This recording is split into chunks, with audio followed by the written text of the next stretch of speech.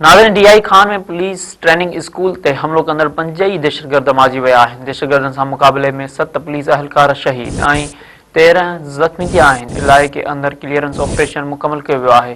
DI Khan जे police इख़्तियारनि जो चवणु आहे त गुज़िरियल राति दहशतगर्दनि पुलिस ट्रेनिंग स्कूल मथां ख़ुदकश हमलो कयो हो। हमले में 7 अहलकार शहीद थिया, 5 दहशतगर्दनि खे जहन्नम भेरो कयो वियो। ॿिए तरफ़ वफ़ाक़ी घरू वज़ीर Mohsin Naqvi police training centre मथां हमले जी मज़म्मत कंदे चयो आहे त पुलिस अहलकारनि जा क़ुर्बानियूं ॾेई हमले खे नाकाम बणायो। अहलकारनि बहादुरीअ सां ख़ारजी दहशतगर्दनि जो मुक़ाबिलो कयो। नाज़रीन, असां अव्हांखे ॿीहर ब्रेकिंग न्यूज़ ॾेई रहिया आहियूं त डीआई खान में पुलिस ट्रेनिंग स्कूल ते हमलो कंदड़ 5 ई दहशतगर्द मारिजी विया आहिनि। दहशतगर्दनि सां मुक़ाबले में 7 पुलिस अहलकार शहीद ऐं 13 ज़ख़्मी थिया आहिनि। इलाइक़े अंदरि क्लीयरेंस ऑपरेशन मुकमल कयो वियो आहे।